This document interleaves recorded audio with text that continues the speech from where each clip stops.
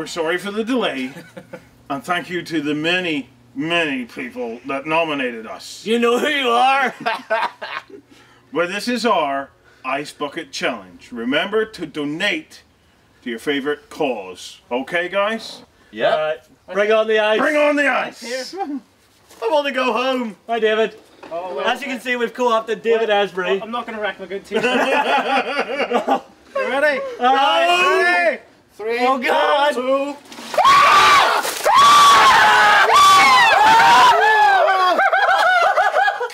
Oh, kill me now! That's refreshing. That was almost done in there.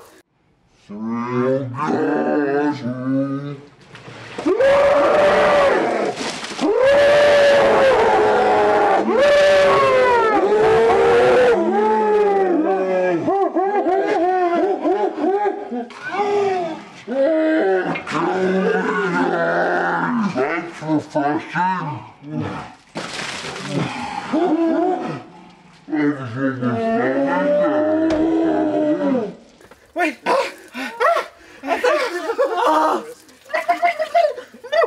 Right, take it away. Okay. Okay. I think who are you going to nominate? I'm going to nominate John Paul Britty Gotti because he's over in New Zealand and it's such a beautiful place. It's time he got some ice dumped on him. I'm also going to nominate David Asbury. Thank you for that. And finally, I'm going to nominate Tom Kirby of Games Workshop. Right, for my nominations, Romeo from Battlefoam, you're being nominated, mate. Carlos from Infinity, and the same as you, what was his name from Games Workshop? Tom Kirby. Tom Kirby. That'll do. I'll nominate. Sorry, I'll nominate Dr. Dave and Raman. Dr. Dave and Rama. And he's also going to nominate Tom Kirby. Tom Kirby, yes. Right, just me then. So, Alessio Cavatore, you're nominated for nearly killing me with your car. Louis from Hawk War Games, you're nominated for being an excellent bloke. And Tom Kirby from Games Workshop. Tom Kirby. Time for the final part, gents. The bucket. Watch out, Sammy. I am not looking forward to this. I am. I've done mine. 1, 2, Go. 3. I got God, I'm blind.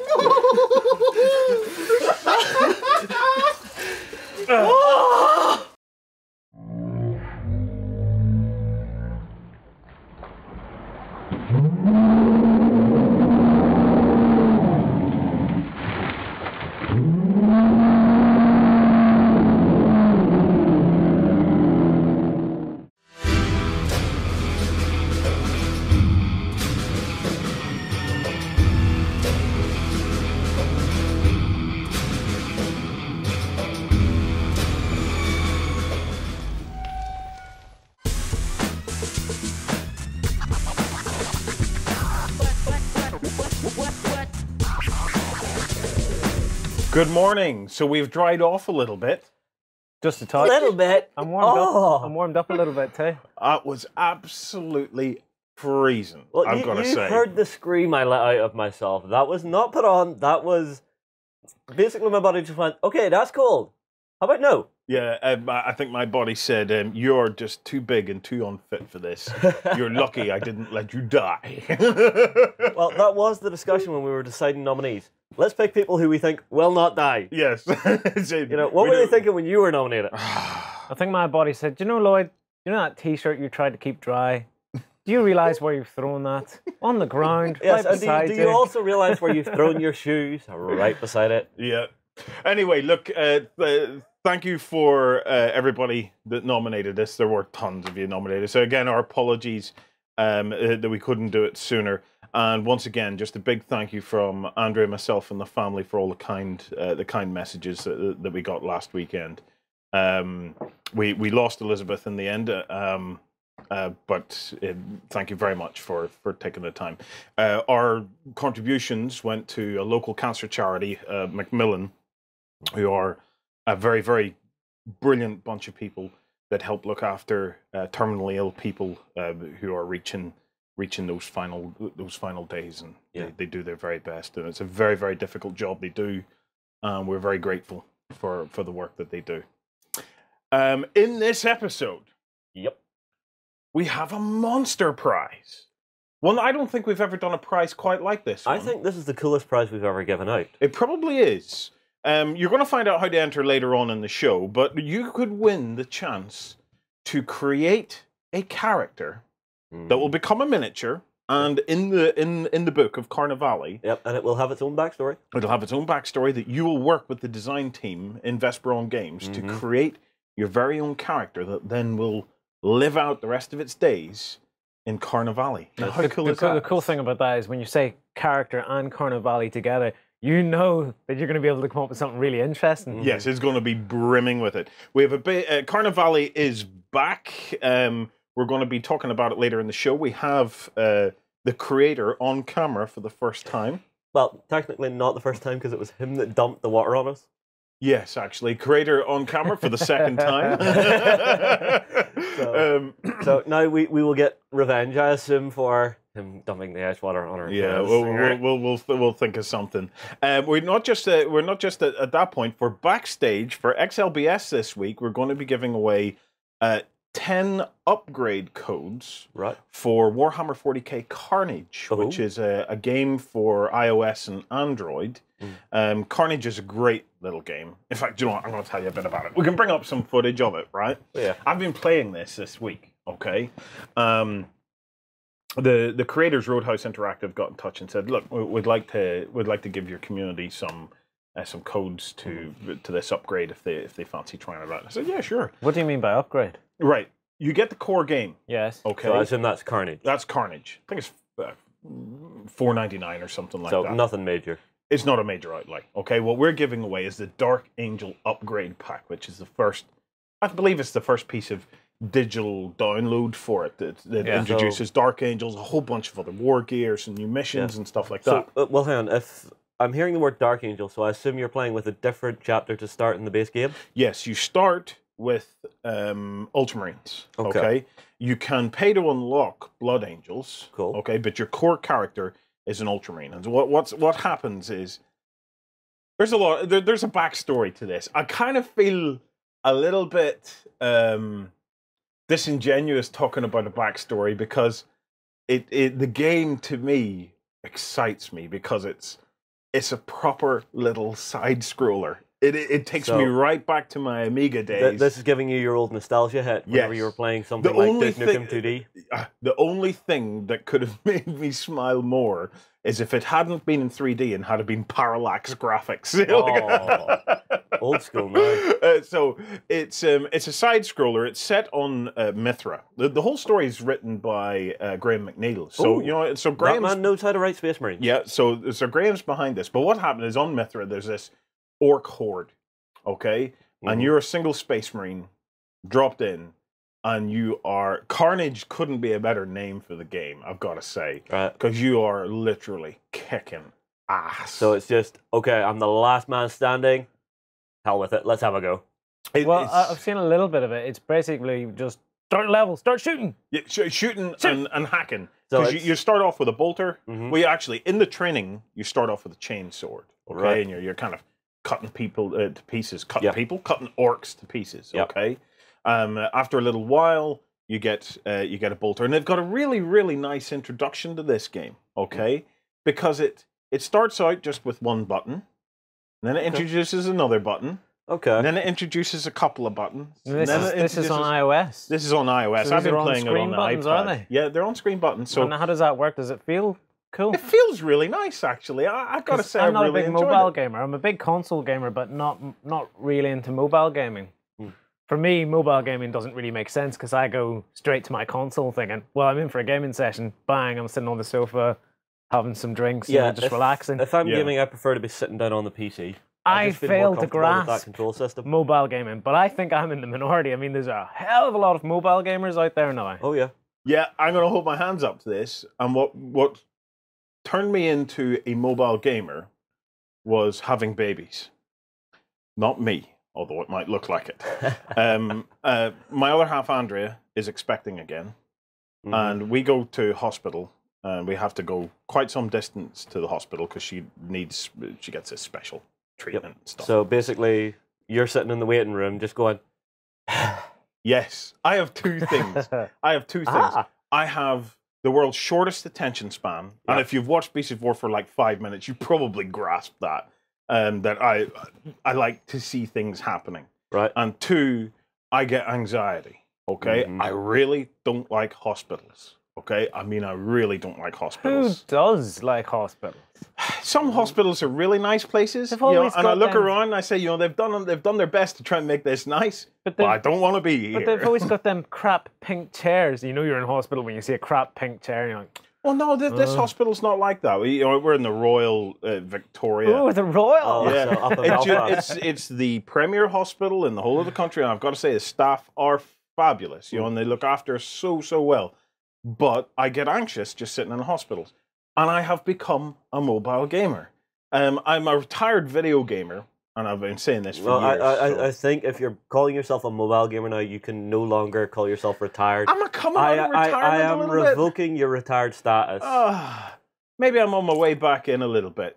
I mobile game to the point where I have Puzzle Bubble on my iPhone. And that's just at train stops and bus stops because you can just go in, burst in bubbles, and then go, oh, my train's here. Yeah, well, you know, That's about as far as it goes. I've went through my iterations of Angry Birds and stuff like that, but I really, really like this game. It pleases me on so many levels. Firstly, it takes me right back to those arcade days, those Amiga days, when side scrollers. I love side scrollers. I love games like Zool. You know, where there was bouncing and spinning and all sorts You know of what things Zool is, going Justin? Do you see the on. He Viking just, crash? he just gave me that. I don't know what the hell you're talking about. Look. Then. You know, Mario, Yeah, I know Mario. Sonic. I know Sonic. Yeah. Although I'm of those that things were generation. kind of fast. This is a shooter. This would be more like... Well, I mean, like, this sounds like an adrenaline rush. Oh, it's pretty fast. Carnage is pretty yeah, fast. but it'd be more like... oh, what was the name? The game where he used to jump around and he would shoot all around the place like this and it would spread the bullets. Oh, Turrican. Turrican 3 Turrican, we're showing and our Turrican age. 2 were I, don't know, amazing. I Turrican. think the oldest game I would play would be Streets of Rage, which was quite good. But it's Turrican was better, believe me. Okay. This is kind of like Turrican, okay? In that it has that epic, just get into it feel. And it's really absorbing as well. I've got to say, I got sucked in pretty quickly So hang on, into does it. this have that old Doom 1 factor where you're going to turn around and go, ah, wait, it's 3 in the morning.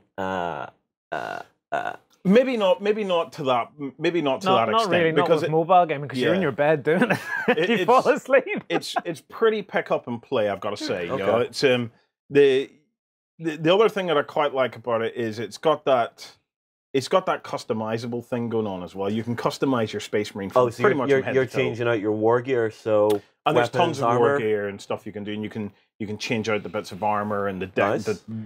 decorative aspects and Oh, stuff. so of you the can have Marine. the different honors and stuff on them. That's very cool. So it's all cool, and I do like it. And it adds another level to the game. Mm-hmm. But what really gets me is I actually really like the gameplay. There's a couple of wee bugs here and there in it where you know, you're shooting and your shots go through a hill and out the other side of the hill. Okay. Managed to kill an exploding squig, which I was rather pleased about.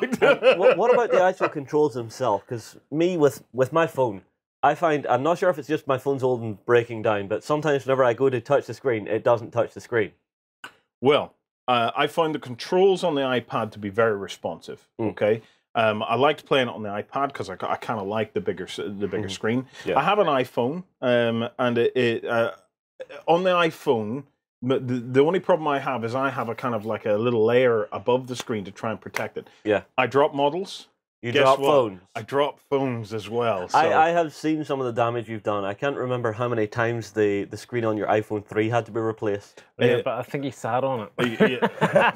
Okay, so we're It's so taking bad that shot. that we changed phones recently, and I had to go for that kind of So the monster protector packaging case. on it The to, thing that to makes try it and look give it any. But the beauty of it is, I haven't dropped this yet. Yeah. I almost dropped it and caught it Yet. But the reason for that is that kind of rubbery texture actually means that I can get a better grip of it. fair I enough. feel like such an old man. But so other sometimes, people you know? have iPhones and you have a tricorder now. Yes, I do have a tricorder. So it's I really liked it. The upgrade, okay, adds in plasma. Nice. Just I like a bit just of why I plasma. mention it. On the topic of tricorder, did you see on the internet that there's like an X prize now for creating a tricorder? Yes. Isn't that a really cool thing to try and create? Yeah. Anyway, Yes, back it to the is. game. It is cool. Anyway, It's back to the nothing game. to bring to that. No, we want to talk No, about. I we am want a to talk Star about Trek Carnage. fan, but I wanna talk about I'm hearing about a 2D side scroller with a space marine charging forward, It's turn a orcs apart. 2D, 3D kind of side scroller. Okay. There are moments when it kind of zooms in on the So what, action does it and have stuff like like a that. kill cam moment where you'll do a kill and it'll go in for a It cinematic has a hit? bit of that, yeah, but it has this. It kind of zooms in and out a bit. You know, it's really attractive. You know, as games go, it's really attractive, and as mobile games go, you know, I can't fault it because Does it do stuff like Max the Curse of Brotherhood? Now, it's a 2D game I've been playing recently. It got free. It was a free download on the Xbox, and it's like a side scroller as well. But you've got like a pen, and you can draw ropes and stuff in the air, and he jumps, and you'll be drawing ropes So when you're is this freezing like a time. physics But challenge? right. the point is, at those points, it zooms way back so that you can see more of the actual layout of what you're running over, and then it zooms back in again. Is it that sort of thing? There's that kind of smart camera type thing going on anyway. You know, it's the what tops it off. Yep. Is you can actually bring your mates in and do kill team type stuff on it as well. But be So it careful has with that because multiplayer. there is a game called Warhammer 40k Kill Team on Steam. Is it really? Yes, because it also came out on Xbox 360. You remember that arcade one we did on a live show one time? So be careful saying the words Kill Team in this game together. So this is Warhammer 40k Carnage, and you can bring your mates in for multiplayer. Yes, but it's a kill team mode. It's called a kill team mode. Oh, right, fair enough. So So I completely went off on a tangent. yeah, Sorry. of course you have. Yeah. Protect them! happen. I must protect these people! Yeah, do you know what, Justin? We'll send you off to work for GW Legal, sure. And you can be called the Protector. Anyway, How about no? if you want to win one of those upgrades, come on over to XLBS tomorrow morning, and all you have to do is post a comment. We're going to be picking 10 lucky winners. You just post, I want it. Yep, and for those of you that don't know, if you're wanting to watch that, you have to go to beastsofwar.com. Correct.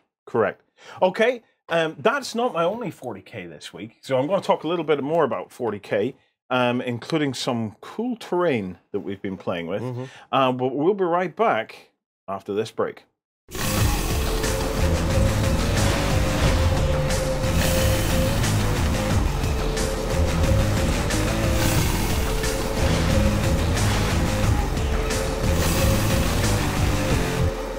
So, I've been continuing my little odyssey back into 40k and playing.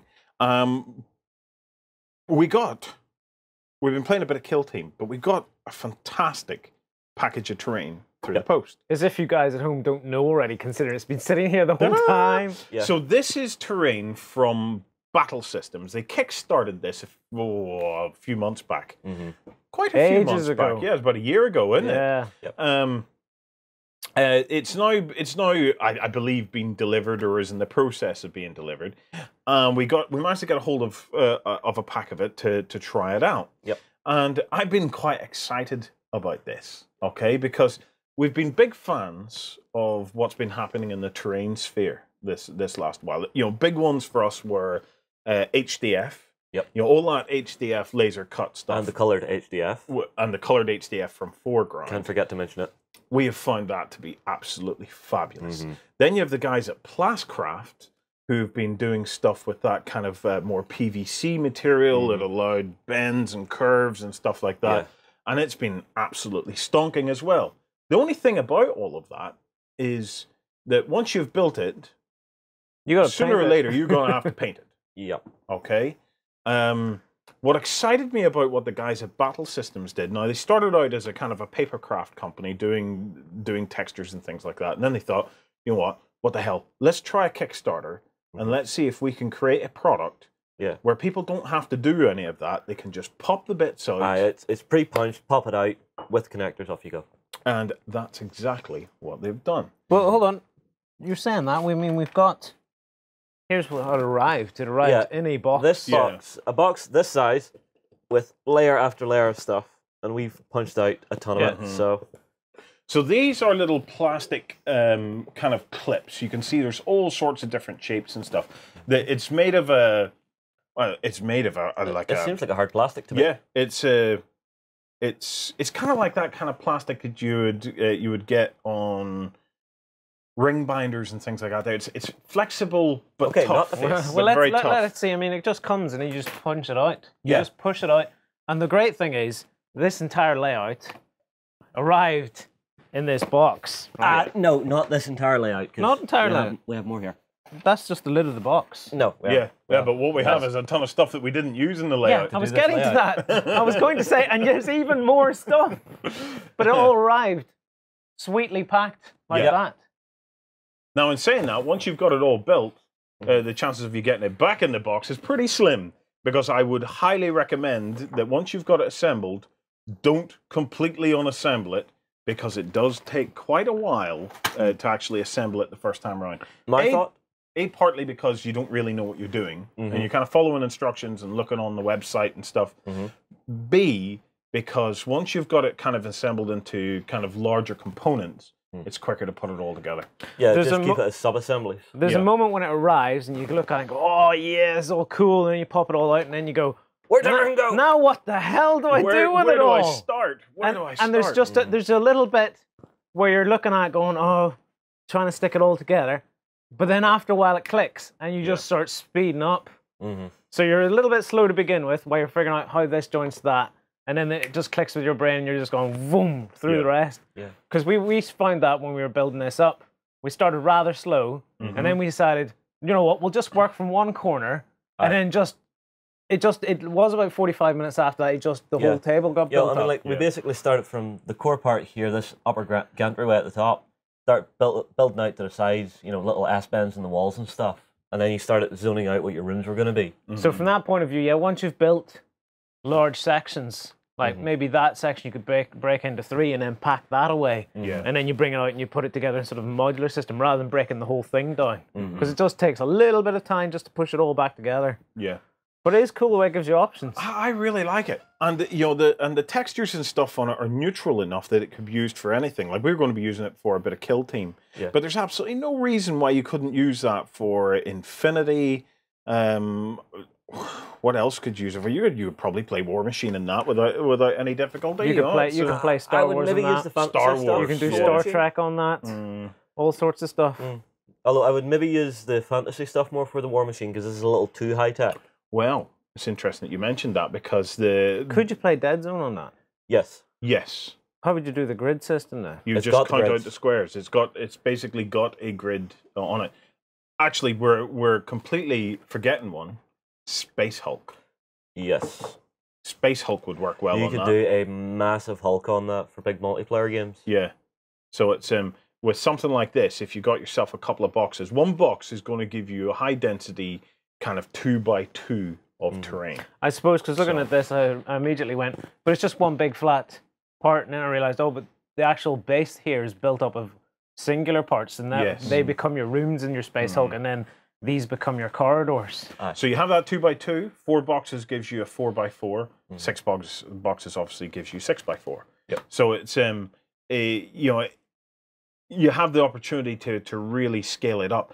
Imagine a full 6x4 game of 40k on something like that. That would be a lot of mad. fun. I mean, like, you wouldn't really have too many vehicles in it, just with all the walls and everything in the way. But I think that's a great opportunity to have a game without vehicles. And if bring you're the doing a troops narrative into one, it. Yeah. if you're doing a narrative game, it doesn't have to be just because you're not having something doesn't make something automatically narrative. It's just trying to change things, really, isn't it? So okay.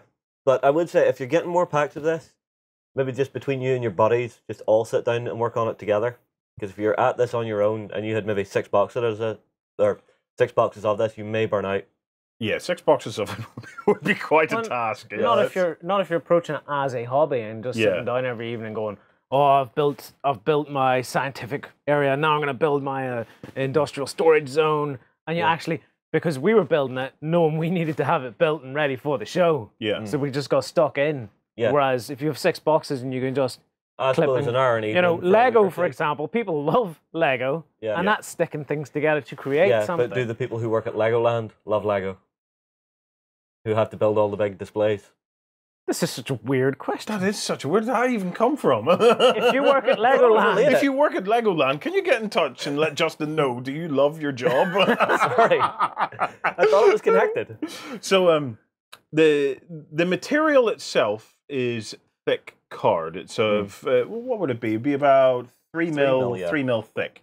I was quite pleased with it. You know, there are moments when you are maybe pushing a little bit hard and the card can go and just warp on you. A little bit of glue here and there really wouldn't hurt. And it's relatively gloss-free. On the close cam, we just have this one little point, but you can see the rest of that down there Yes. is pretty much gloss-free. Yeah. So it's really good from that point of view, because sometimes I find rollout mats and stuff, they glare so much that it's really hard to look at, but this is actually really easy on the eyes. Yeah. Well, I mean, like, what I like about this set is you kind of get, say, 3 or 4 different zones that you can build within it, because you've got your cryostasis over here, Yep. power generation here, storage here, and a little obs center down the bottom. It does give you the opportunity to be really to put a lot of narrative into your table.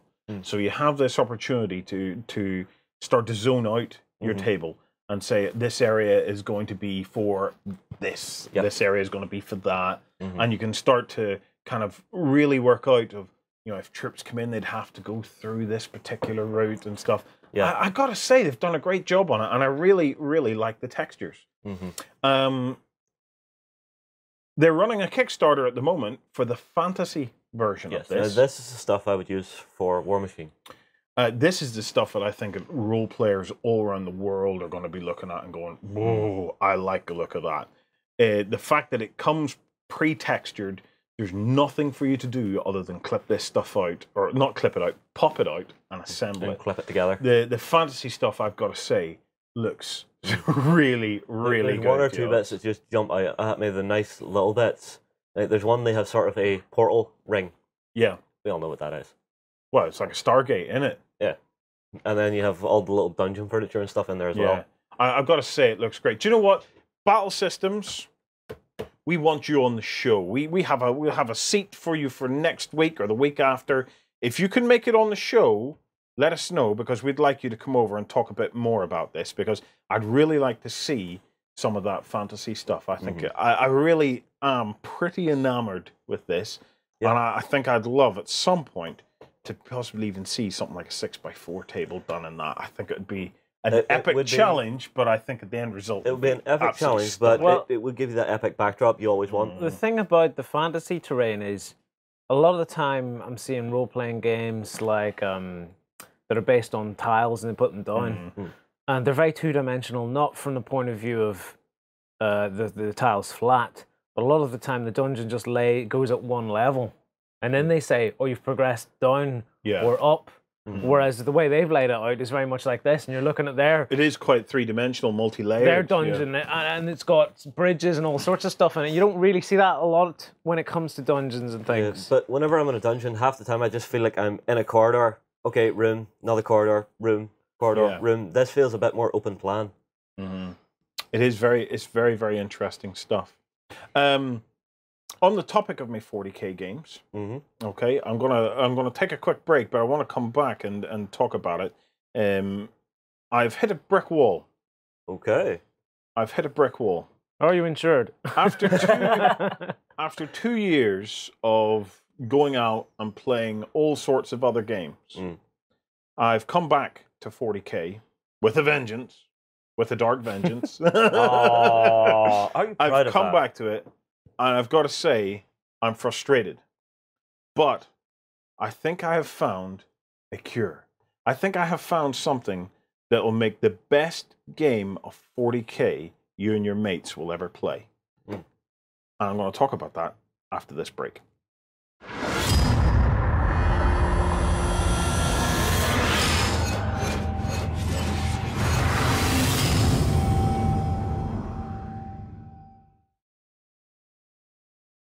So my route back into 40k has been an interesting one. It started out with just a small number of models. As I've been So getting, just the kill team. I've been getting back into the likes of Kill Team and stuff. But, you know, the beauty of 40k is not in the small games. It's when things start to scale up. Well, one of the things I liked what you did when you came back to 40k is you came back with a new idea of a themed sort of army. Here on the table, you took some dust guys and turned them into like Ugrins and stuff for your Imperial Guard. Imperial and Navy. you've got some other models and stuff here that you're integrating in. I love doing that sort of stuff. Well, So from a creative point of view, your entry back into 40k has been pretty easy, isn't it? Yes, I've got to say, I'm really am enjoying my journey back into 40k because it feels like a first time again. You know, it feels like it feels like it did the first time I came to it. Only because I have so much more experience, and you know, by hanging around Beasts of War, you gain this kind of experience. You start to gain the confidence of saying, I don't feel locked into any particular thing. I love the background. I want to explore the background. Yeah. But I'm not going to be locked into it. I'm going to pick and choose cool things and put them together and explore the background. The actual background will spark your imagination. Like my first time into 40k, I created a Space Marine chapter. And because the background of 40k is so huge, it's always very difficult whenever you're trying to create your own chapter. It's a very easy thing to do. It's this dichotomy of it. It's an easy thing to do, but it's a difficult thing to do and feel like you got it right. Because there's so much background. Whenever you explain your chapter to somebody, especially somebody who knows a lot about the background, sooner or later, and depend on the character, probably more likely sooner, they're going to turn around and go, No, it's not like that. Or no, you can't do that. Or You'd probably not say you can't do turn that. around and go, It doesn't work like that. That's already been done. I've had my howler moments, you know, of I thought I had built this extraordinary Land Raider, where inside the Land Raider, I had a Space Marine kneeling in reverence to what I thought were canisters of gene seed. Meltabombs. They were bloody meltabombs. All hail the great explosive. All hail the great melter. We know Marines love their melter. That's now my homage to melter. I think that was probably the biggest concentration of melta you would see on a game board. It was an awful lot of melta canisters or melta bombs, yeah. But you know, after you're in it for a while, it would be really cool in 40k if they introduced some weapons crafting. Weapons crafting? You could craft some weapons by combining the likes of... That's just asking for someone to sit down and mine a nasty piece of cheese out of that. Yeah, I would like them to simplify 40k, not add more to it. I would like them to take stuff out of it. But I've started with my Imperial Navy insertion force. You know, I decided, you know what, I'm gonna have a look at the kind of the outskirts of 40k, the stuff that maybe Forge World are writing up in some of the Imperial armor books and stuff, and they talk about the Imperial Navy. Okay, you know, but so I've got an Imperial Navy force, but they're actually run from the Astra Militarum book, and they're basically based on the Militarum Tempestus, you know, and the Ogrins. Oh, I swapped the Ogrin models out. You're using these then as your Ogrins. Yes. Yep. These guys have come from where? They're from the Imperial Guard book, or the not the Astra Militarum, that's Space Marines. But what model range is that? What model range is that? That's Anvil Industries. And have you still got in mind then what Games Workshop models you might bring in then for additional models in your... Oh yeah, I'm going with the whole Space Marines thing, and that leads me to my point. When Workshop introduced some amazing things, right? The Allied rules for me are one of the best things they've ever done. You know, because whenever I was started to play 40k the first time around, well, I've done it a few times around, you always thought to yourself, oh, wouldn't it be cool to have an Imperial Guard force, but then backed up by Space Marines? It also means that your Space Wolves can now get their Leman Russ again. It also means that the Space Wolves can get their Leman Russ again, which I was very disappointed that they lost in the first place. The beauty of it is as interesting and as enjoyable as the small is, the beauty in 40k is whenever the armies start to scale up. And that's where I'm at. I'm at this stage now where I'm starting to field larger forces. So you have a few units starting to run about. And this brings me to my heartbreak moment. When I realize that the core turn mechanic of 40k, I don't like it anymore. So I move all my stuff, I shoot all my stuff, I assault all my stuff. Your turn. I hate it.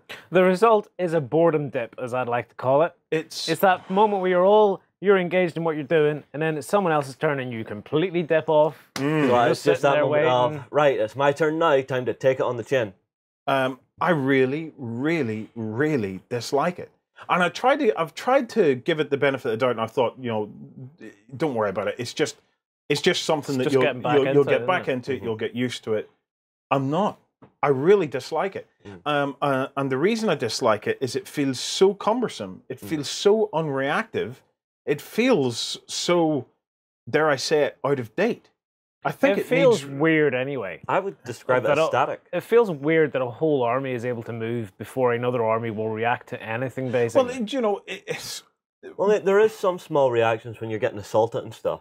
You can get that reaction shot on the 6 Plus. But it's just weird if you think about it from a battlefield point of view. On no battlefield ever in history has an entire army moved and the other army sat there and watched them and gone, wonder what they're doing. I laugh because there's probably someone in historical out there that'll go, Yeah. well, now, like, One of I our think you'll historical find." members will be going, I think you'll find. But So, they're not standing around going, we'll let them shoot us for a little while. Well, do you know what? It doesn't matter because I have a solution.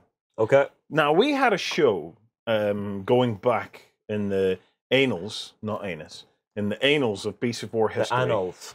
We had a show called Something for the Weekend, Mm. okay? Something for the Weekend gradually became into Turn 8, which gradually became into the Weekender, which will gradually maybe come back into Turn 8 at some point. Mm.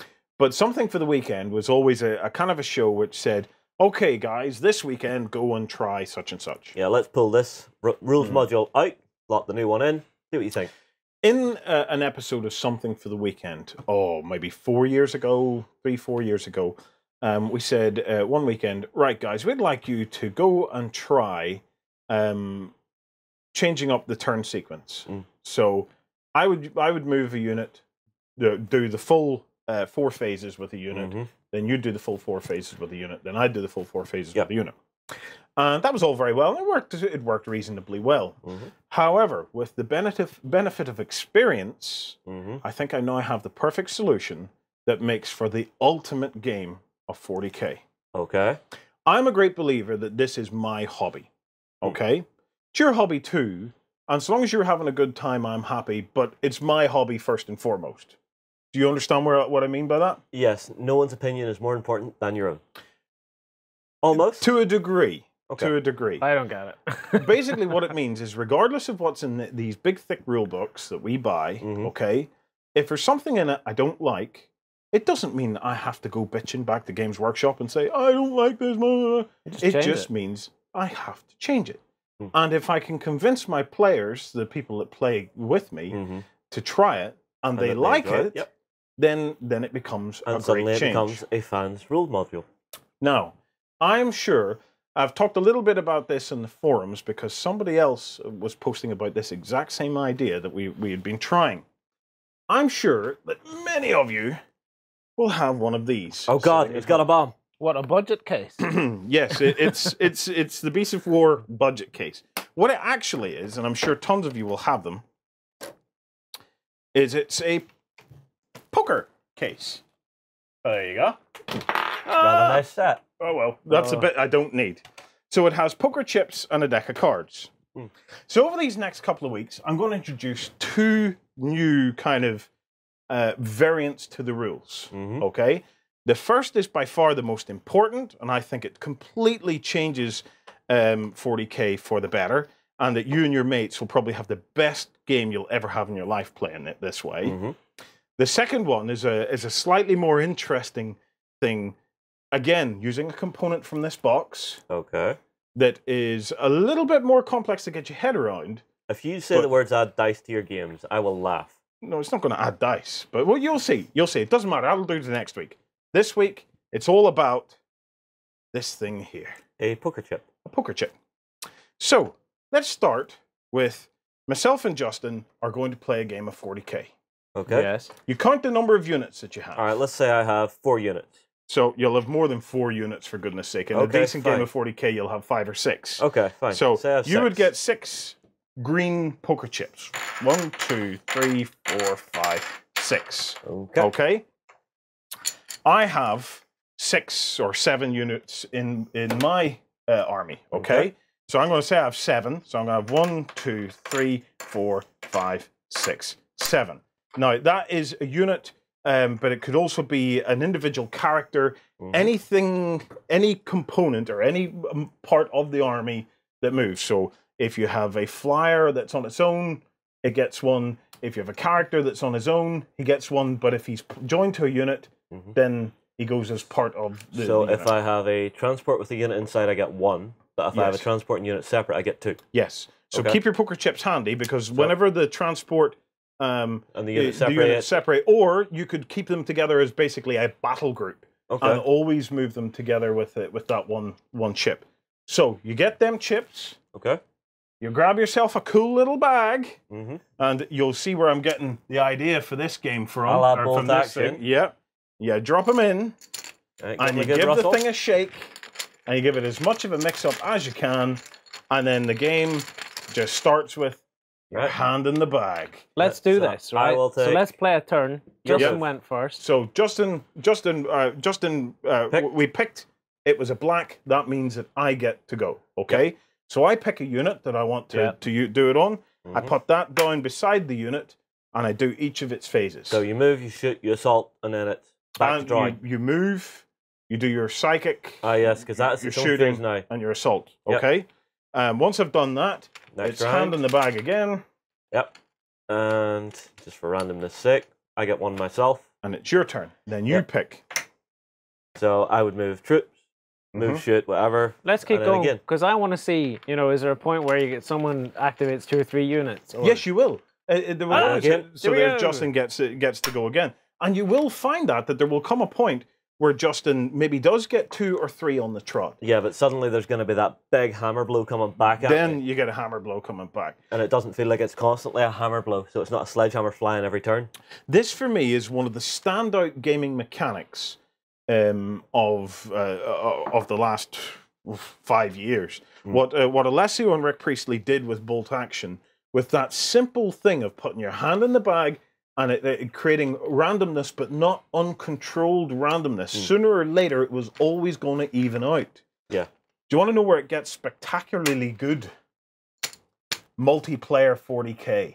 So if we were to add another So color of chip in, if Lloyd had 7 units in there as well, 1, 2, 3, 4, 5. You've given me red chips. I'll give you red chips. My blood angels. Uh-huh. So you'd give that there a really good mix. Now you could do it with colored dice. You could do it with anything, just so long as you can mix it up. The first go to Lloyd. Yep. Next Second go to Lloyd. Lloyd. Yeah. Then it's going to be Justin. Hey, revenge. Then it's going to be Warren. Oh, crap. Now, what does that do, right? It suddenly 3 players or 4 can start to get into a game of 40k, and they're always trying to get to do things. Yeah, it's never just that, okay, moving around the table, boom, boom, boom, Because boom. imagine you have your big shiny unit. It also, if you try to play 3-player with 40k as it is, let's One say person gets I there. move. Yep. I cream Justin and just keep battering Justin because nothing really changed, and I just thought Yeah, but he's for it. with the 3 Whereas players, the back and the fourth, I'm changing my mind. I'm not constantly attacking Justin. I need to attack Warren because something's happened. Oh no, I need to attack Justin again. you because see, something whenever else you has have the happened. standard format, you'll find 2 players will just single out one, and then what's left over will just hammer into each other. You may actually get me And to that play takes away 40k from it. again.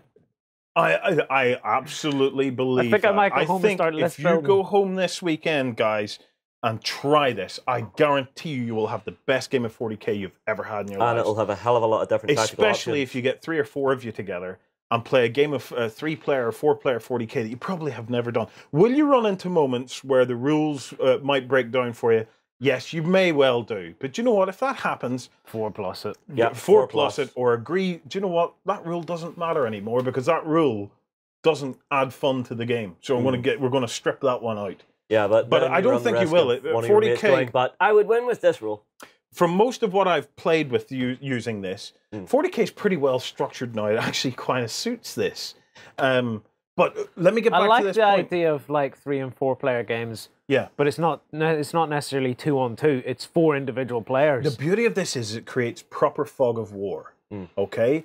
It also creates the scenario where your big units, your big prize units, don't suddenly get an entire army's worth of Melta chucked at them in one turn. Okay? He's got to do something. It might be really hard to kill then. Yes, but once you've activated it for that round, they're not moving it's again. exactly the same in its difficulty to kill. The only difference is this time I might be able to put you under pressure a little bit. before you've fired everything that you've got. It's allowing that reaction. Okay, I know that's activated, but that's going to come in and hit my big unit next turn. It's already gone. It raises so I need to bring these in to stop it. How you would use your units like that. Let's say I had a big meaty melee unit? No, I was thinking more like a bloodthirster or something. Yeah. You know, it normally draws fire, and I'm thinking, I don't have my entire turn to deal with this. So these guys may single out my bloodthirster and just shoot a load of crap into him. I'm going to play differently with him and try not to draw too much attention to him until the moment I really want him. Or the other way to do it is to activate him early, just move him up, not too threatening, and just go, well, he's activated this turn, he's no threat to you. The other thing that it does is when combined with the Demon Princes and stuff like that, it would be really cool. When combined with the tactical objective cards, it really sets your mind alight. Okay, because it's not a case of turn one. I've won the first turn. I've moved everything onto the objectives. I'm now going to set the camp. I have things moving towards the objective, but before I've finished, you also have things moving towards the objective, and it really does create this sense of uncertainty in the game. Tactical reactions. And your levels of excitement, your levels of anticipation will go through the roof. I've known this from Bolt Action, and I know this now with 40k, that you're just the level of excitement of the game dramatically goes up. And for a multiplayer game, it fixes everything. No longer do you have to sit and wait while two players completely pummel you, and you have no response to it. Now it's a tactical movement game where it's all moving around. One of the things that really irritated me towards the end of my 40k playing days was I was playing Tau, and an army like Space Wolves would just swamp me, and before I knew it, it was close combats all across the board, and I'm like, that's the end of me. This way, maybe one unit's in close combat, but I still have the other units free to keep shooting. Because the entire army didn't just bounce forward and just lock up all my troops in close combat. And you can change your mind. You can actually start to do what we call it react. I prefer to call it respond. You can now respond to the tactics of your opponent because you can start to see what your opponent's doing, and he doesn't have an entire turn to execute the whole thing. So you can start to respond to it. So if you start to see a unit that's getting in trouble, you can start to respond because you know, well, as my turns start to come up now, I'm going to get the hell out of the way, or I'm going to move more towards it to try and support it because I see now that there's an issue there, but it's not a thing where an entire turn makes it an issue that you can't do anything about it. Yeah, and it's not like the old games against Space Wolves I played. You used to get 15 rockets just down your throat in one shot. No, depending on the unit composition, Daryl will still put 15 rockets straight down your throat. So it's like it's not going to fix that. Well, anyway, that is this week's change. This week's something for the weekend. If you are a 40k player, or if you've been away from it for a while, why not dig out your list, get 2 mates, and play a 3-player game? Something that you would normally really struggle with. I know I certainly struggled with, even before this latest comeback. Where's our new Tau Codex? I'm taking it home. I think you'll find I'll be borrowing that. So there you have it. I took Tau first, long before you even I just got given a free I army. paid for my stuff. You got a freebie army handed to you. Whoa, what would everybody rather have? A paid-for army or a freebie one? Well, guys, there you have it. We're going to take a short break. After the break, we're going to bring on the creator, the mastermind of Carnevale, and his little tiny hairy pet, Count Pantalone. These gentlemen are going to go off, and they'll come back on. We'll see you at XLBS. Do you want to say goodbye, gentlemen? Goodbye, everybody. See you on Sunday morning, and don't forget to join up to Backstage if you want to watch it, and if you want to enter that competition. Yes, and if you want to keep PC4 going and keep the lights burning and keep the servers running and everything else. Guys, we'll be right back after this break.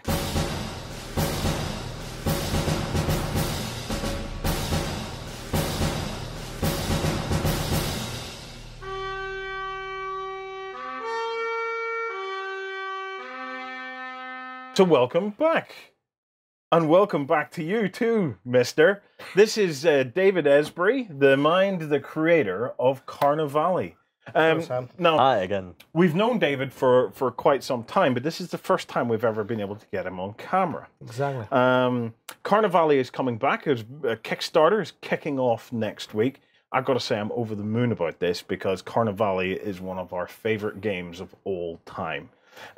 If I were to try and sum up Carnevale, me and you spent a ton of time on this. Carnevale is probably one of the most cinematic and action-packed games you're ever likely to play. I mean, we played the game, almost 2 years back now, and we're still talking about moments from it.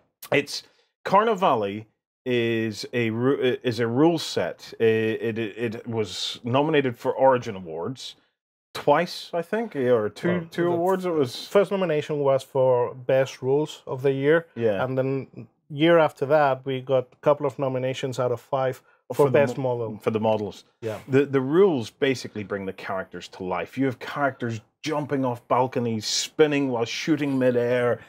It's an incredible game. If you want to learn more about it, we did a themed week on Carnevale where Mr. Man here dressed up as Count Pantalone. It's well worth watching. We're going to be linking to that and bringing some of the how to plays back up so as you can get a feel for it and the background. Now, what's Carnevale? The big difference this time, for me at least, is we now have you front and center. Because you created Carnevale. Well, yeah. But you had to kind of hide in the background. Yeah, well, Carnevale is a team effort. I mean, it's not that I'm doing everything, but in a way that I set the whole base of the Carnevale universe and I wrote the rules and all that stuff. But I had obligations with another company. He worked for Games Workshop. He was one of the senior management in Europe. Okay, well, in Spain, concrete. There's no secrets on this show. Okay. So the thing is that they were very kind and they allowed me to put out the game. Yeah. But they asked me to stay away from it. Yeah. So, but as you may know, recently Games Workshop has taken away all the offices from main Europe back to Nottingham. So you had your chance to get out.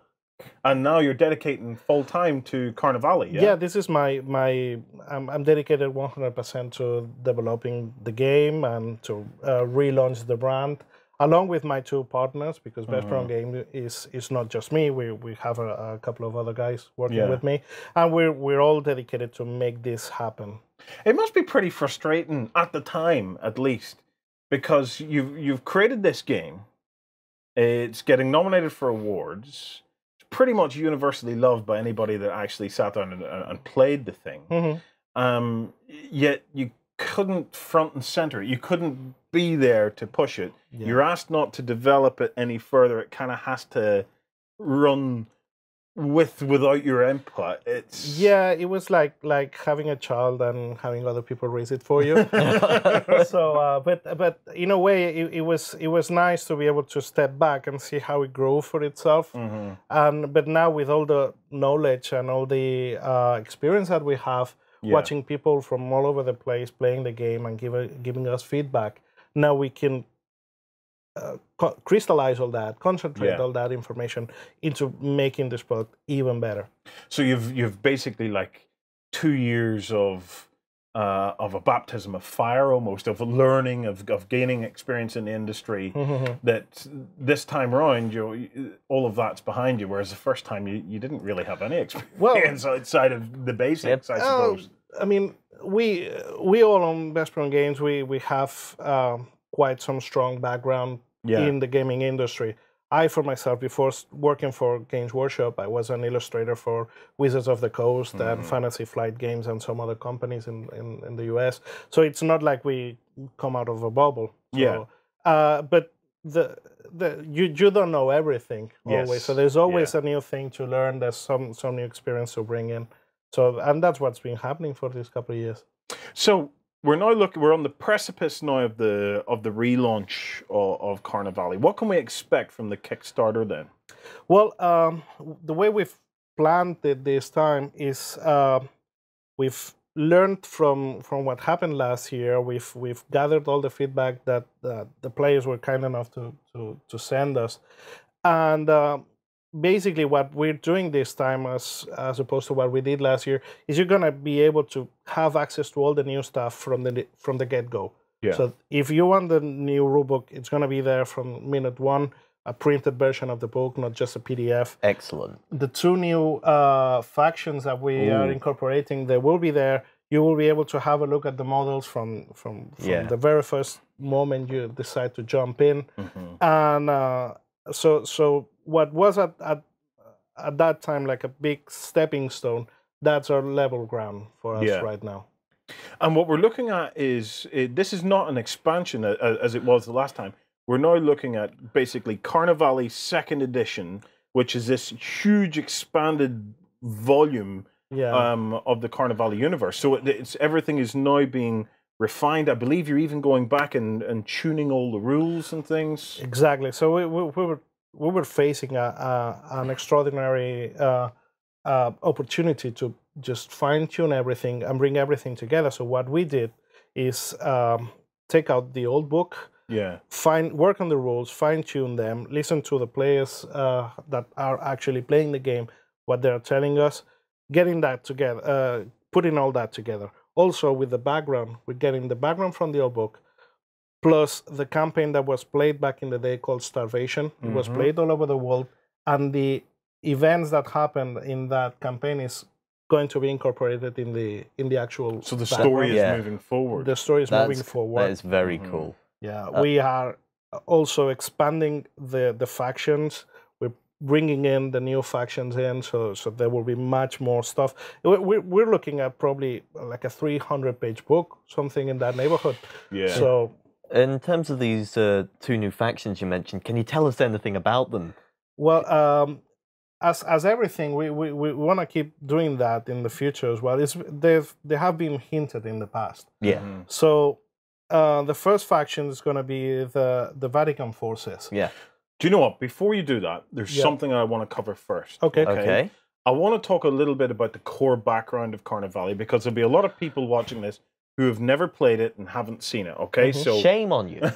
So before we get to new factions, I want to discuss a little bit about what this is. So Carnevale is a fantasy game based in about the early 18th century, late 18th century, right? Yes. So what happened was it has aspects of a kind of like a Cthulhu thing to it. It has kind of fishmen. There was this superheroes, magical kind of event that took place that devastated Italy, basically cut it in half. There was this huge rent in the sky, and the action currently is taking place in Venice, where you have these various gangs that are meeting up and competing with each other and battling it out with each other. The factions, what current factions are in it, David? And what can you tell us about them? Yeah. So, well, Venice is a city that's in the northern tip of this rent in the sky. Yeah. So they are in a privileged spot to see what's going on, since it's been literally raining down raw magic from this rent in the sky. Yeah. So while Italy was basically destroyed in half, Venice has been soaking in all that raw magic and energy. Yeah. Exactly. So everything back to from where the rent in the sky appeared backwards is the world pretty much as we know it. But that cataclysmic event changed everything. So basically, Venice is trying to keep up with the events. As you can imagine, something like that has turned all the political powers in Europe in a roar. It's upside down. But Venice, it's taking in everything quite naturally. So the actual factions that you have right now available are the patricians, which is basically the noblemen of the city of Venice. With their pantalone. What they basically enjoy doing is dressing up in lavish carnival costumes and going out on the streets to perform the latest trend in the city, which is just execute violence on the first person they find. Beat people up. Clockwork Orange for rich people. Sort of, yeah. Then you have the doctors of the Ospedale. These guys are mad scientists that gather the knowledge to focus the magic that's raining down through all kind of crazy contraptions, like weapons, and they also can control big monsters that they bring from far away, like rhinoceros or a crocodile. They bring those animals from Africa. There's even a Frankenstein's monster, isn't there? Yeah, because they fill with all that magic and see how far can they take it. But that's taking a big toll on their souls, so they're corrupting they're absolutely corrupted. They're the hideous monsters. There's also, as you were saying before, the Rasha. Yes. Fishman. The Rasha are very inspired on Lovecraft and the Deep One's mythology and the Call of Cthulhu and Dagon and all that jazz. But we've changed the name because we want to be free to do whatever we feel like with that stuff. So basically, the Rasha are a race of seawater creatures that they've been usually very shying away from the human population, but now since the Rent in the Sky appeared, they want to prepare the world for the coming of the Elder Gods. So they're starting to build cults around them, and they're becoming a major power in the city of Venice. Isn't one part of the city pretty much flooded as well, where they've set up their cults? Exactly. They live in the Cestiere of San Canziano, because neighborhoods in Venice are called cestieres. And they're there. So that group of population, they were very depressed because their city was very uncomfortable to live in. So they had these guys coming over, bringing out presents and gold, and they took over the Dagon cult. One of the beauties of Carnevale, because it is set in Venice currently, because we're going to be coming to how it's widening.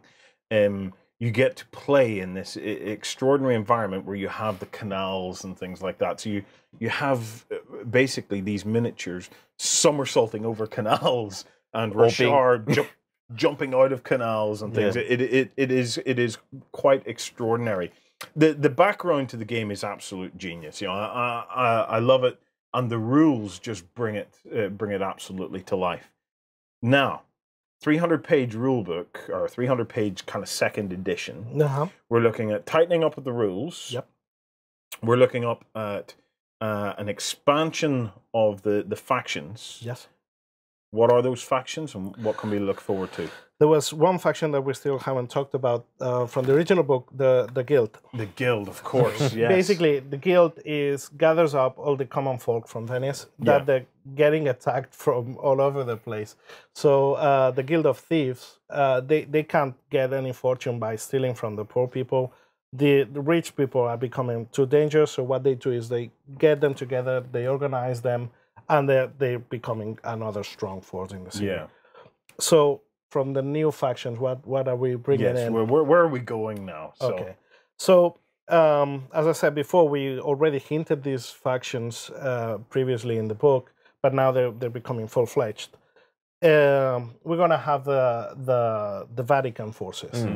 So when Italy was destroyed, and as you can imagine, Rome just sunk into the Mediterranean. Rome was at the center of that, wasn't it? Exactly, yeah.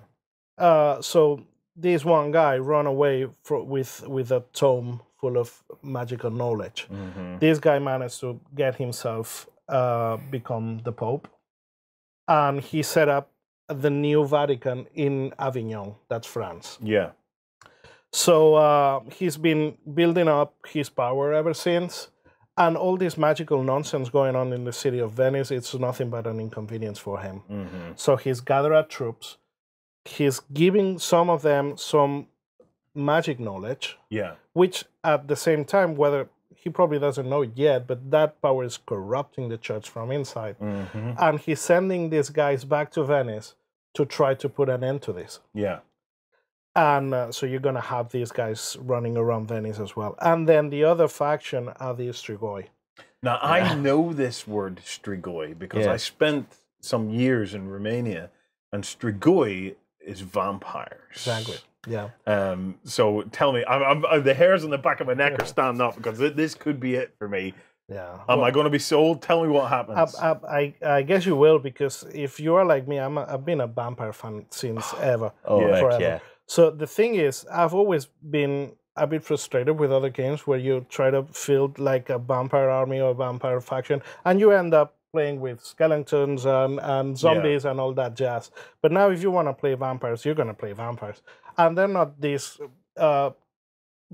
beautiful guys who are going to make you fall in love with them and they glitter out in the sun. No, they are monsters. They're out there for your blood. Salem's Lot. Yeah, exactly.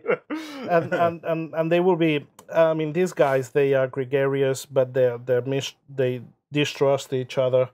They live in a cemetery in an island, which is actually a cemetery in Venice.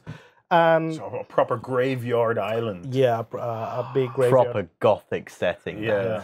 I want to see a table like that. Yeah, that's something you can totally do. Just fill it full of graves and trees and bushes and tombs and yeah. And the story behind that is right when the Rent in the Sky appeared over Italy, there's a lot of magic going on all over the world. And in the Carpathian Mountains, there was this guy buried that suddenly got awake again, and he awakened. This guy was Dracula. So Dracula. Yeah, Dracula's being incorporated into the game. Yeah. So he slowly gathered strength again. So this event just woke him from his slumber. Exactly. Yeah. And so he's starting to gather his army of Estrigoi, which are not just only vampires. There will be other stuff like as well. Yeah. His servants used to be gypsies back in the day. Yeah. So he calls back on that pact, and he brings them back together. And he learns about all what's going on in the world, and he wants to ride through that Rent in the Sky and feast in the meat of the gods that are on the other side. Oh! So that's and where's the best place to do that? To start from that? Well, Venice. That's where so he's has going. He been making his way to Venice? Yes, I mean he's been eating his way through through Europe and gashing and drinking blood, enjoying the local cuisine. Yeah, I mean if you think about. Have you read the comic 30 Days of Night? Yes, a long time ago. Yeah, well, he basically ravages whole villages on a night. And just devastation. Yeah, and when they wake up the next morning, everybody's pretty much dead. But when he finally gets to Venice, he realizes that if he's going that way, he's going to be put out really soon. So he takes a step back and is secretly a bit more subversive. Yeah, exactly. Oh, right. Okay. We have some questions from the community. Yeah, okay. Bring them on. We did put out a post to give the community, so I want to let them have their say. First up, we have Denrasa, but he had a couple of rules questions actually, and they were fascinating rules questions because he had a question about when he fumbles and throwing his daggers and stuff like that, and I really like it. Your question is kind of going to be answered in that all of these kinds of little queries and things are being tightened up in this second edition anyway. Yeah. And his other question was about drowning isn't clear for me. What I really liked about the question was immediately you get that sense of all the different things that you can do in Carnevale. Yeah, like push my noble into the canal. You can push people into the canal. I'm still bitter of that. You can do these dramatic Prince of Persia style runs up walls while shooting, and then land and throw a dagger or something. It's absolutely nuts just how dramatic the entire game is. Well, actually, what we've done with the new version of the rules is that if there's any rule out there that we could make it even more cinematic, we've worked that out. And actually, these questions are pretty good, both of them. And what I would say is jump in on the first day of the Kickstarter, and we will have the reviewed rule set ready for you to download for free. You can have the whole rules, and since that moment until we finally go to print, we will continue having this conversation with the players. You're pulling the player community in to try and test during this whole thing, right up until the point where you say it's now ready to go. Yeah, I mean the game is pretty solid as it is right now, but there's plenty of little nooks and crannies that we could explore to make it even more cinematic, to make it more dynamic, to expand on that. So we've already done that, but still, we want our players to have the final word. So we want to work with them. We want to work with you if you want to give us a hand. While Chevy asks, probably the most important question we have of the whole lot, will there be more fishmen? Absolutely. Yeah, you can count on that. Apocryphal has a very interesting question, and I think we've already been answering it. But if you had to sum up the main differences of Carnevale versus other skirmish systems, how would you? Is it less tactical than X, more thematic than Y? If I can have a go at answering that first before you take it away, from my perspective of playing this, Sam, you may, I think I'm positive you'll agree with this. This game captures cinematics probably better than any game we've ever played. Yes, I'm definitely with you there. This game, when you start to play this and you start to get a handle on the movement and stuff like that, it absolutely sucks you in, because you start to look at a table and you no longer look at it in 2 dimensions. You immediately have to start thinking in 3 dimensions of running up walls, jumping from balcony to balcony, jumping from rooftop to rooftop, pushing people into lagoons and things. Its main selling point for me is I haven't played a game that brings the miniatures to life more than the mechanics of this game. That for me has always been its core. If I may, for me, it's definitely the background. There is a lot of games draw on Lovecraft and draw on similar elements, but there is no other game out there that's exploring this period of time and has this same sort of blend of gothic horror and romance as well. Yeah. For me, it's definitely the setting and background that really brings it. It is incredibly colourful. Yeah.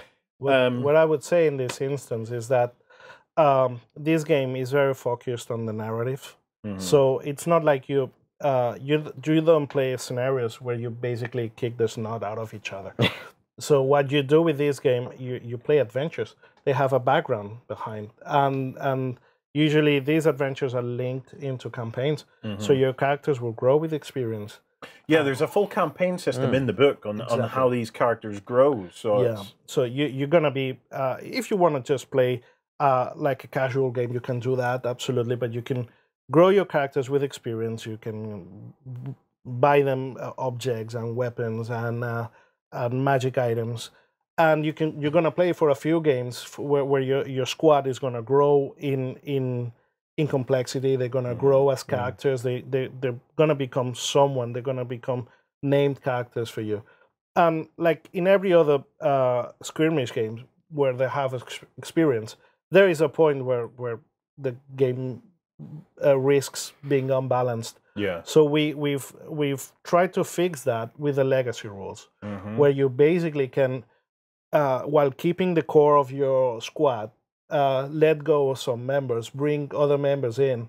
Also, if you're playing in a club and you're playing with more people, this is a perfect moment to bring in new players in your campaign, and just keep on exploring that same campaign and growing your character. So people aren't locked out of a campaign. There's a method of bringing new people into a campaign and to move it forward.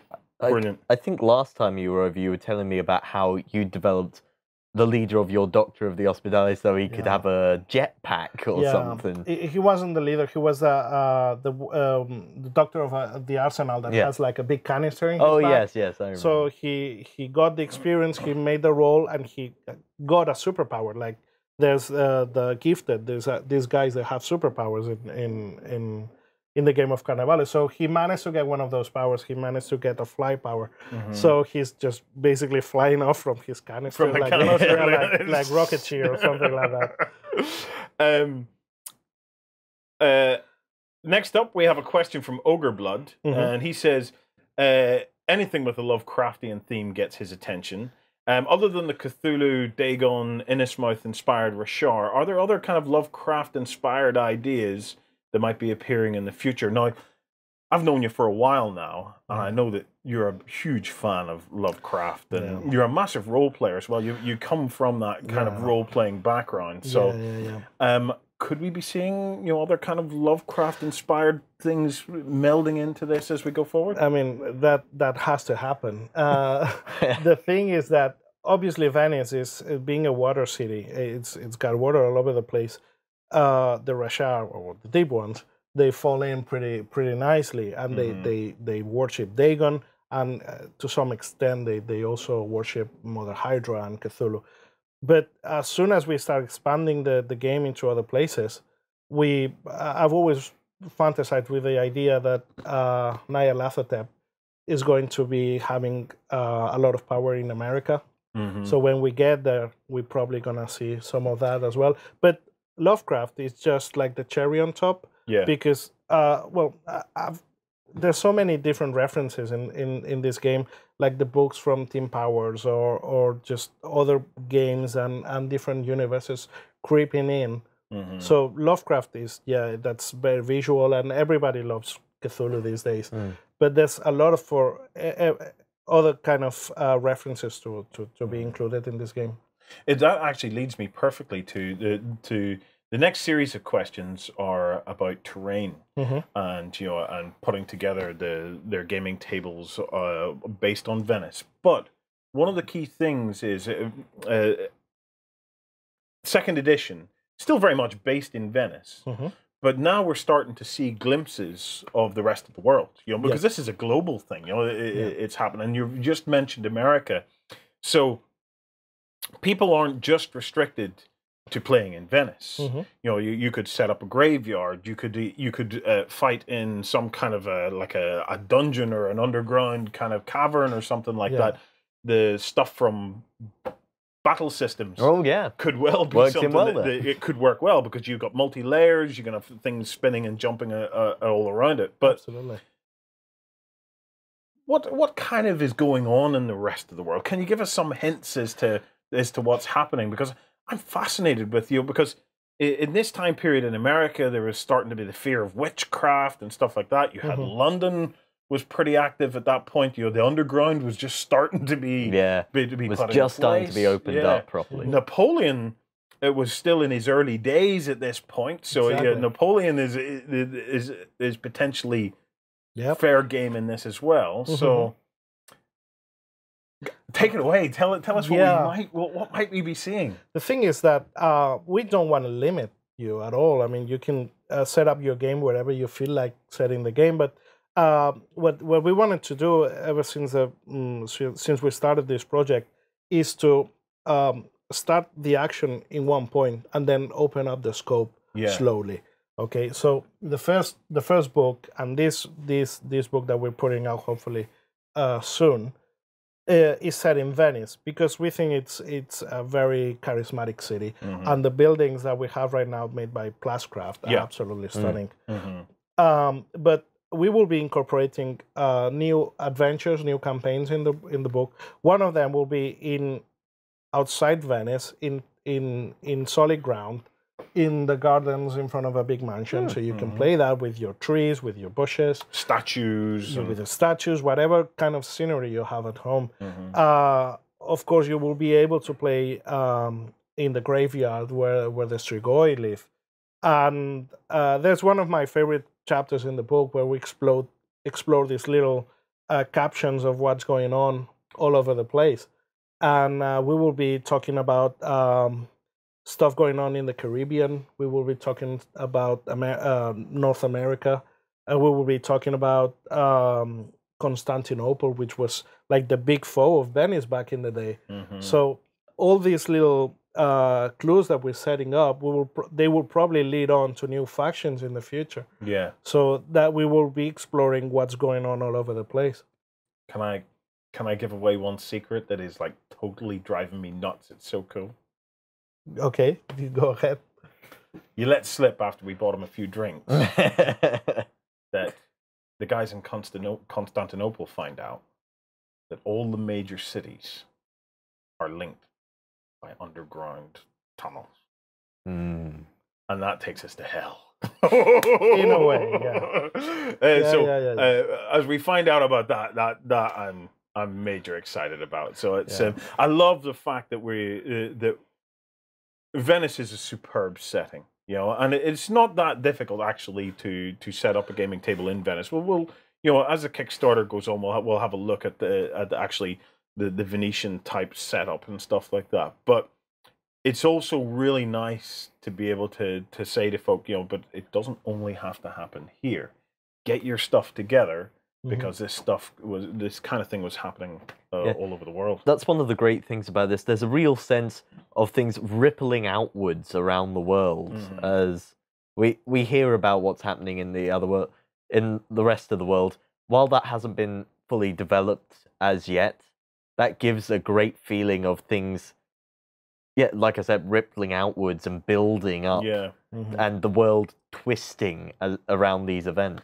Yeah, we want to take our pace, like developing nice and slowly what's going on outside the city of Venice, and we will see a lot going on outside Venice. Yeah.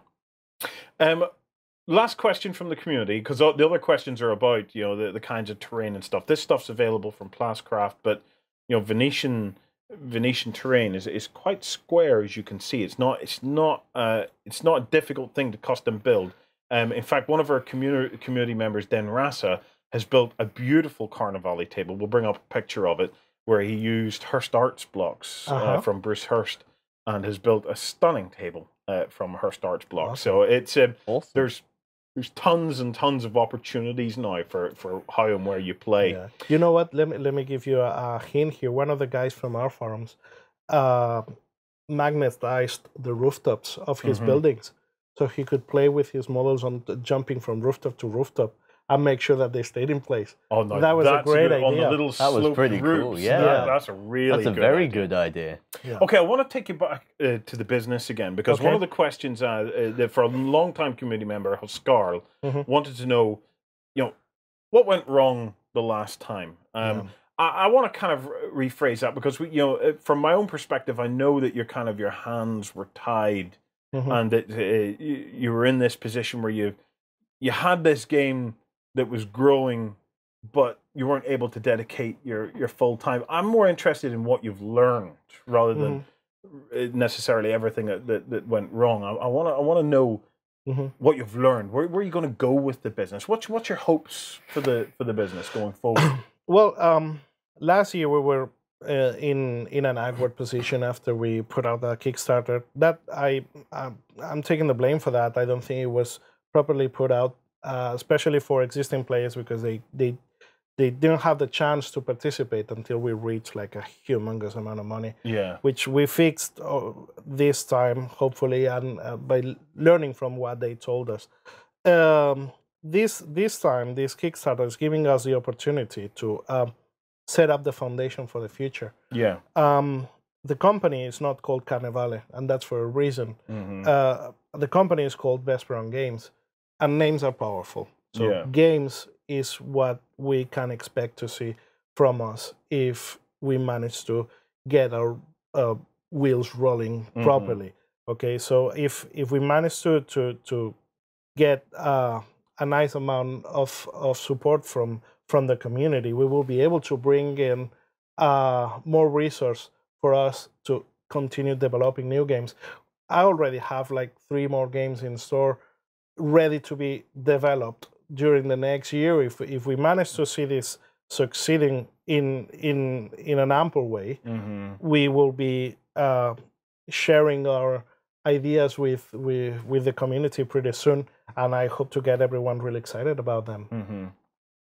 So, what are your hopes then for the Kickstarter? You know, it's we're looking at a new book, new ranges. I'm assuming you're not going to run out of ideas for Carnevale anytime soon. There's plenty to drink from. So yeah. And well, we expect to go as far away as the community wants us to go. Yeah. We're willing to grab the hands of the community and hop on this thrill ride and try to. The more support we get, the faster we will be able to develop new factions for Carnevale, new characters for Carnevale. All the existing factions are going to get revamped as well with new characters going in. So the more resources we have, the faster we can continue to grow this game. Can you give us any hints about any of those new characters? Well, okay, let me think about that. For example, since the since the Strigoi are coming into Venice, there was this couple of university professors that were studying myths in Europe that finally come across to one Strigoi face to face, and they say, okay, there's something wrong with that. We need to capture one of those. So they go to Venice with their top hats and their crosses and their stakes, and they're trying to hunt a few vampires to take back to the university. So that's a kind of special characters that you can bring in whatever faction you're playing. You can bring in those characters to give you an extra punch on the gaming table. I so want to go on a vampire hunt in this game. Oh yeah, I really do. That would be great fun, actually, as there's a scenario. Okay, guys. Well, look, David, thank you so much for joining us. It's an absolute pleasure having you back on the show.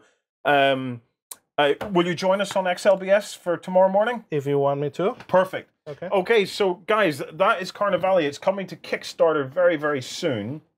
By all means, have a look the at competition. Should we mention the competition? Oh yeah, almost finished I without almost that. forgot about that. The big thing, the competition, Okay, probably yeah, the best prize we've ever given away. Okay, let's work this one out. Okay, so one of you lucky viewers is going to have the chance to work with Vesper-On Games to create a character. This character will become a model. They'll have the background. They'll be in the book. Okay. What do you want them to do to win that prize? Okay, so what we're going to do is we're going to be designing one of these special characters that can be joining in whatever faction you're playing. So you've got complete freedom.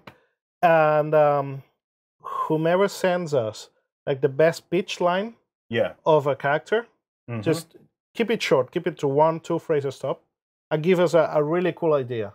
So if you catch our eye, we'll be working with you and develop the background of that guy, meld it in with the setting of the game. We will I will be designing the concept art for that one. We will sculpting the miniature. We make it part of the game. Here's one for you, Count Pantalone. We need to work a little bit more on that. Here's one for you, Warren as Napoleon. Okay, so post in the comments below. Do you know what? We'll be reading the comments on beastsofwar.com. We'll be reading the comments below on YouTube, and we'll also be reading the comments on a post on Facebook. So you can post 3 times. It doesn't matter this time. It's not random. We're looking for whatever catches the eye of the guys at Vesper-On. And if you want to enter a few times, enter a few times. It's all about the content this time, guys. So a 1-line pitch of what you would like. So don't go and write volumes. Try and distill it down into a 1-line pitch of what you would like to try and do. And these guys will pick one out. As well as a Warren as Napoleon, and we'll take it from there. Look, it's a fabulous competition. Go wild. You've heard the background. You know, go and look up some stuff on Wikipedia from the time period and see what you can come up with. Do you want a little treat? Yeah. Do you remember the Sharkarosaurus?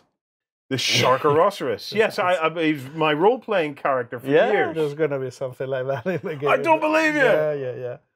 Oh, okay. You already had one. I'm sold. Okay, I've got Sharkarosaurus. Okay, guys, we'll be back tomorrow morning. We'll be back with XLBS as the extended version of the Weekender. Topics we're going to be talking about, and we're going to be using this man's experience. We're going to be talking about the future of game stores. We're going to be talking a bit about 3D, where game stores should or could go in the future. We're also going to be having a talk about, and this is going to be an interesting one, about race and gender and where we are as an industry on our inclusivity. Because, like, I'm not afraid to say, but I am very embarrassed and disappointed to say, you know, the Beasts of War's viewership is about 7% female. I want to see that dramatically grow. And I want to see the industry dramatically grow in both its inclusion in terms of race and gender and stuff like that. And I'll be honest, I'll put my hands up. We've always kind of shied away a little bit from those conversations because you're always a little bit worried about offending people, because you can unwittingly put your foot in it, to coin a phrase that we use over here. But do you know what? I'm about to put my foot in it because I was about to say I'm going to grow a pair, but we're not perfect. We make mistakes as well. We're gonna put our hearts on our sleeves, okay? And we're going to take a chance and we're going to talk with our backstage community about these issues of race and gender. It's not going to be heated. It's not soapbox. This is about looking at it from a realistic perspective because we want our backstagers to join us on this, help us formulate what our opinions and ideas are, and then we're going to bring that to the forefront because if this industry is going to grow, and it has to grow to support the myriad of games that we're seeing these days. Growth is the most important thing for our industry. So race, gender, families, inclusivity is the key to all of this. So please, please, please, if that is a topic that interests you, come across, join Backstage, help us get our heads around this, help us get our message together, and then we're going to come out front stage and start a dialogue with the industry specifically on this. And yeah, I've dropped you in it. You're in the conversation now. Okay. You've agreed. So, no problem. So please come on over and join us on XLBS tomorrow morning on beastofwar.com. That's on Sunday. Yep. And we'd be very happy to see you there. Until then, have a magnificent week gaming. And David, best of luck with the Kickstarter. Thank you very much. Absolutely all the best. Best and of luck, I'll mate. be rooting for Thanks. you. Guys, we'll see you soon.